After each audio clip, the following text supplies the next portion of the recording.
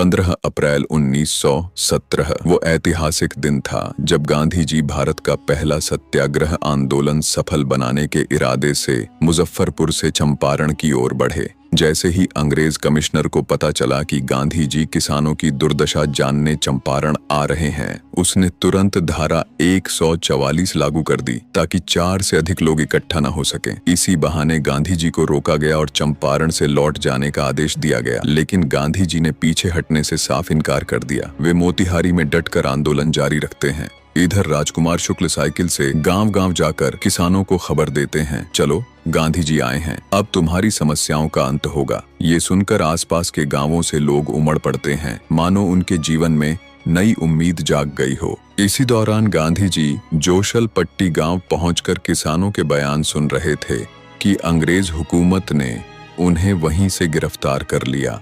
दोस्तों, आगे की कहानी और भी रोमांचक और प्रेरणादायक होने वाली है, इसलिए आपसे एक छोटी सी रिक्वेस्ट है, चैनल को सब्सक्राइब करें और वीडियो को लाइक जरूर करें। आगे बढ़ने से पहले हमें पीछे जाकर यह समझना होगा कि आखिर गांधी जी को चंपारण क्यों आना पड़ा। यह कहानी शुरू होती है 1600 के दशक से, जब अंग्रेज भारत केवल व्यापार करने के मकसद से आए थे, लेकिन जैसे ही उन्होंने भारत की अपार संपत्ति और खजाने को देखा, उनकी नजरें बदल गईं। धीरे धीरे उन्होंने यहाँ अपना पैर जमाना शुरू किया और समय के साथ पूरे भारत पर नियंत्रण कर लिया। इसी बीच चंपारण के किसानों पर अंग्रेजों ने जबरदस्ती का बोझ डालना शुरू कर दिया। उन्होंने 3 कठिया प्रथा लागू की। इस प्रथा के तहत अगर किसी किसान के पास 20 कट्ठा जमीन है तो उसमें से 3 कट्ठा जमीन पर नील की खेती करना अनिवार्य था। शुरुआत में किसानों को नील की खेती से बहुत लाभ तो नहीं हुआ, लेकिन कोई बड़ा घाटा भी नहीं था। पर असली संकट तब शुरू हुआ जब जर्मनी में कृत्रिम आर्टिफिशियल नील बनने लगी। बाजार में सस्ती कृत्रिम नील आने से असली नील की मांग और कीमत दोनों गिर गईं। किसान अपनी मेहनत का उचित मूल्य पाने के लिए तरसने लगे। इसके बावजूद अंग्रेज किसानों पर जुल्म करते रहे। वे जबरन नील की खेती करवाते, लेकिन बदले में दाम देना बंद कर दिया। किसान कर्ज, गरीबी और भूखमरी के बोझ तले कराहने लगे। उनकी जिंदगी एक ऐसी कैद बन गई थी जहां मेहनत उनकी थी, लेकिन मुनाफा अंग्रेजों की जेब में जाता था। नील की खेती की एक और बड़ी बुराई यह थी कि अगर किसान एक बार खेत में नील बो देता तो उस खेत को अगले 5 साल तक किसी और फसल के लिए इस्तेमाल नहीं किया जा सकता था। ऊपर से नील की खेती में पानी की खपत भी बहुत अधिक थी, यानी किसान की मेहनत और जमीन दोनों ही धीरे धीरे बर्बाद होती चली जाती थी। लेकिन किसानों की मुश्किलें यहीं खत्म नहीं होती थीं। अंग्रेजों ने उन पर तरह तरह के अत्याचार और जुल्म ढाए। उन्होंने इतने टैक्स लगा दिए कि लोगों के लिए जिंदा रहना तक मुश्किल हो गया। सोचिए, किसानों पर 16 अलग अलग टैक्स लगाए गए थे। कुछ उदाहरण सुनकर ही आपके अंदर गुस्सा उमड़ पड़ेगा। नहर का पानी इस्तेमाल करने पर 3 रुपये प्रति बीघा टैक्स, खेत में हल चलाने पर 3 रुपये प्रति हल टैक्स। यहाँ तक कि अगर अंग्रेजों को गाड़ी खरीदनी होती तो उसका बोझ भी किसानों पर टैक्स के रूप में डाल दिया जाता था। इन सब कारणों से किसानों का जीवन नरक बन चुका था। भूख, कर्ज और बेबसी ने उनकी कमर तोड़ दी थी। इन्हीं परिस्थितियों में राजकुमार शुक्ल ने अंग्रेजों के खिलाफ आवाज उठानी शुरू की। वे किसानों के दुख दर्द को दुनिया के सामने रखना चाहते थे, लेकिन अंग्रेज हुकूमत उनकी आवाज को बार बार दबा देती, उन्हें धमकाती और मारपीट तक करती।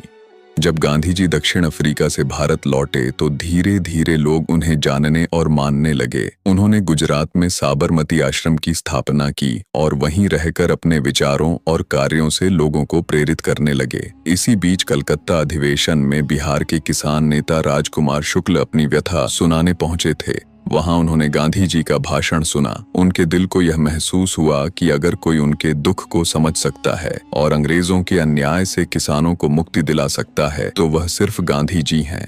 उसी क्षण से राजकुमार शुक्ल गांधी जी के पीछे पड़ गए और उनसे चंपारण आने की गुहार लगाई। गांधी जी ने उनकी करुणा और सच्चाई को देखकर बिहार आने का वादा किया। जब गांधी जी पटना स्टेशन पहुंचे तो राजकुमार शुक्ल उन्हें सीधे राजेंद्र प्रसाद के घर सिकंदर मंजिल लेकर गए, लेकिन वहां पहुंचकर पता चला कि राजेंद्र प्रसाद जगन्नाथपुरी दर्शन के लिए गए हुए हैं। निराश न होकर गांधी जी आगे बढ़े और मुजफ्फरपुर में मौलाना मजहरुल हक और प्रोफेसर JP कृपलानी से मिले।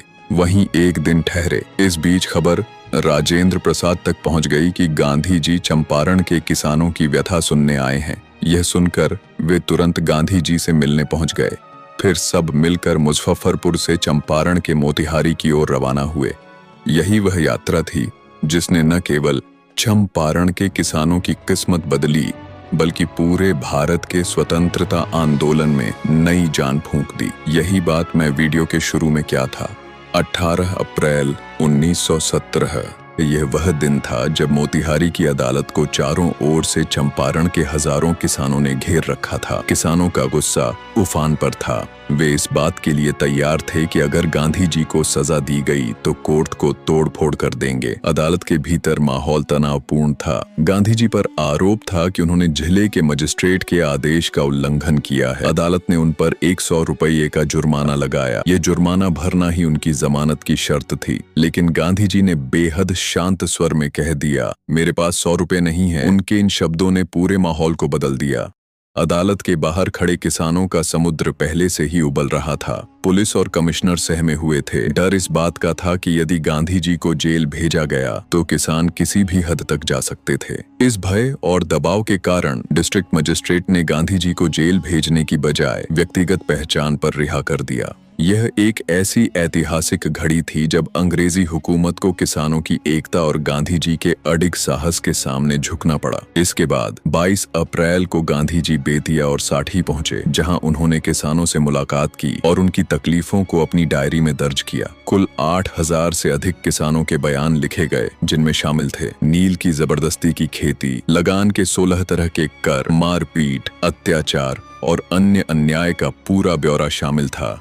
गांधी जी ने किसानों से मिली सारी गवाही और दस्तावेज बड़े धैर्य और मेहनत से इकट्ठा किए। इसके बाद 13 मई 1917 को उन्होंने यह विस्तृत रिपोर्ट उस सरकारी इन्वेस्टिगेशन कमेटी को सौंपी जिसे विशेष रूप से चंपारण के किसानों की हालत जांचने के लिए बनाया गया था। इसके बाद जून 1917 में रांची में एक विशेष समिति गठित की गई जिसका नाम था चंपारण कृषि जांच समिति। इसमें कुल 7 सदस्य थे, जिनमें से एक सदस्य खुद महात्मा गांधी थे, जबकि इसके अध्यक्ष FG सलाय थे। पहली बैठक में कोई ठोस निर्णय नहीं लिया जा सका, इसलिए 13 जुलाई 1917 को फिर से बैठक बुलाई गई। लंबी विचार विमर्श और बहस के बाद अंततः 3 अक्टूबर 1917 को आदेश जारी किया गया और यह रिपोर्ट बिहार सरकार के सामने पेश की गई। यह वह ऐतिहासिक पल था जब पहली बार किसानों की पीड़ा को न्याय मिला। इसमें निर्णायक फैसले लिए गए, जिसमें किसानों को जबरदस्ती नील की खेती करने से पूरी तरह मुक्त कर दिया गया। 3 कठिया प्रथा, जिसमें किसानों को अपनी जमीन का 3/20वां हिस्सा नील की खेती के लिए देना पड़ता था, उसको हमेशा के लिए समाप्त कर दिया गया। किसानों से वसूले जाने वाले अत्यधिक लगान और करों में भारी कटौती की गई। जो ज्यादा कर पहले ही वसूल लिए गए थे, उनमें से 25% किसानों को वापस लौटाए गए। चंपारण के किसानों से जबरन वसूला गया जुर्माना और बकाया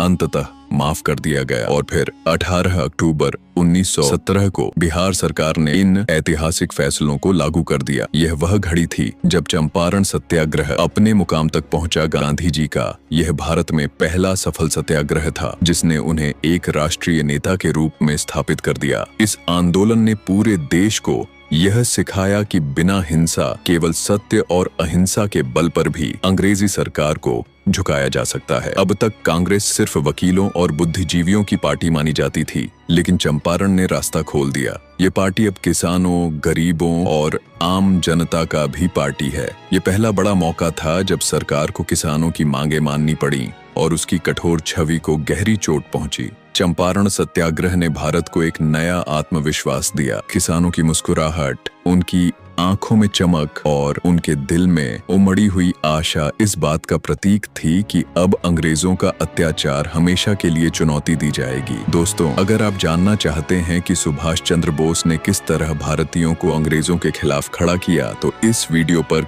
क्लिक जरूर करें।